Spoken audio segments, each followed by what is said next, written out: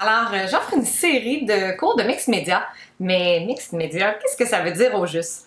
Dans cette vidéo, je vais vous expliquer quelques mots de vocabulaire importants.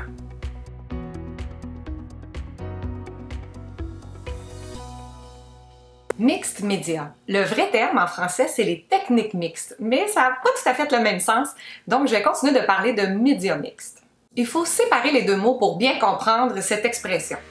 Donc, commençons par le mot mixte en anglais ou mixte en français.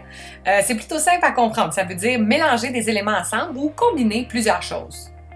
Une bonne définition pour le mix média serait donc un projet artistique ou une œuvre qui a été créée avec une combinaison d'au moins deux médiums ou matériaux différents. Bref, on peut combiner deux peintures de nature différentes ou des matériaux hétérogènes qui n'ont vraiment pas été conçus pour être utilisés ensemble au départ. Autrefois, les techniques traditionnelles avaient leurs adeptes et ils n'étaient pas nécessairement les meilleurs amis du monde. Il y avait ceux qui faisaient de la peinture à l'huile et ceux qui peignaient avec de l'aquarelle. En passant, la peinture acrylique n'existait même pas avant les années 1950. Aujourd'hui, tout l'art du mix média, c'est de se foutre littéralement des techniques académiques et de faire un beau mélange créatif de tout ça. Les premiers artistes de mix média ont commencé avec des collages. Puis, tranquillement, pas vite, ils se sont mis à incorporer tous les médiums traditionnels, comme le fusain, les pastels, l'aquarelle, l'huile. Ils ont même ajouté d'autres techniques prises de leur quotidien, comme la décoration intérieure ou les matériaux de construction, mettons, en ajoutant par exemple du plâtre sur leur toile. Peu à peu, ce mouvement-là a pris de l'ampleur, puis il y a plein d'artistes qui se sont mis à expérimenter des nouveaux territoires d'expression. Ils se sont mis à créer des œuvres super modernes. Voici quelques exemples de toiles en mix média très variées que j'ai prises sur le web.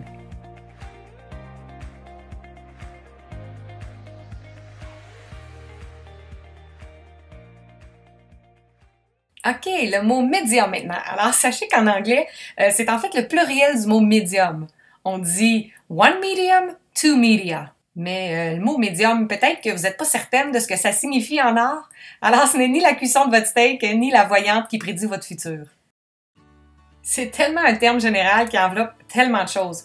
Plusieurs principes se chevauchent quand on parle de médium, fait que ça peut être un petit peu mélangeant.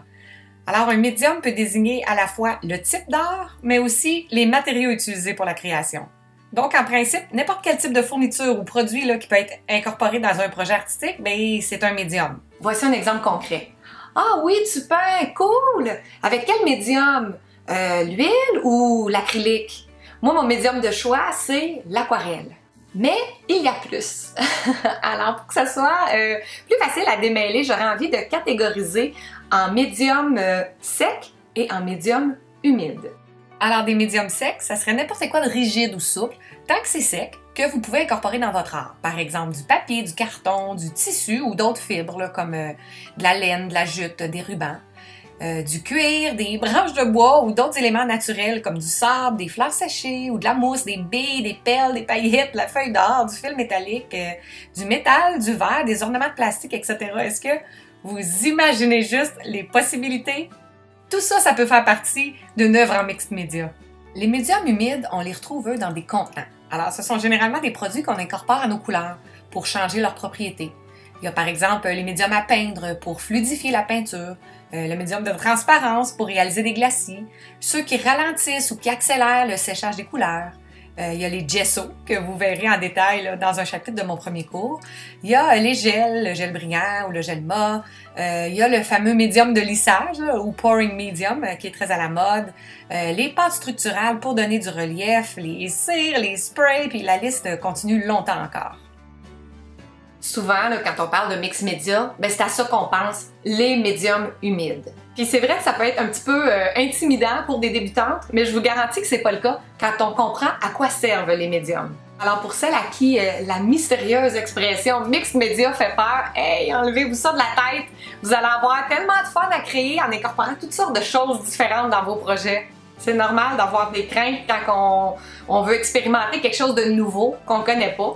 Et justement, je suis là pour ça. Alors, je vais vous guider pas à pas et ensemble, on va découvrir l'utilité de plusieurs médiums. Si vous faites déjà un petit peu d'art, il y a bien des chances que vous faites déjà du mix média sans le savoir. En fait, dès votre enfance, vous en avez probablement fait. Est-ce que vous vous souvenez de vos collages au primaire? Vous découpiez des images que vous aimiez dans des revues, médium papier.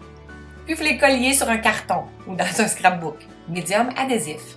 Puis vous peinturiez par-dessus, médium gouache, et vous encercliez au marqueur des éléments, médium encre. Ben oui, c'était des œuvres en médium mixte. Ok, Mich, c'est vrai que le primaire, c'est un petit peu loin. Mais vous inquiétez pas, si vous n'avez pas beaucoup touché aux médiums artistiques dans les dernières décennies, moi je vais vous remettre dedans. Je vais vous montrer plein de choses, puis comment faire pour tout mixer ça. Par exemple, dans le premier cours de la série, on va faire des beaux fonds en acrylique avec des techniques variées comme les fondus au pinceau plat, les backgrounds texturés à l'éponge et bien d'autres. Dans un autre cours, on va apprendre à jouer avec la peinture liquide à base de solvant, donc vitrail, prisme et moon de PBO. Puis on va mixer les médias en faisant des œuvres qui vont combiner le médium de l'acrylique pour notre arrière-plan, par exemple, avec le médium de la peinture à l'huile, le cerne relief, les marqueurs de peinture pour le point focal. Puis dans un autre cours de la série, on va se concentrer sur la texture, puis on va jouer avec plein de différents médiums qui vont créer de la dimension sur nos toiles. Ça va être super, puis ça va être facile. Faites-moi confiance. Voilà, j'espère que vous comprenez mieux le terme mix média et tout ce que ça englobe. On va voir beaucoup de choses et on va faire beaucoup de projets ensemble. Ciao!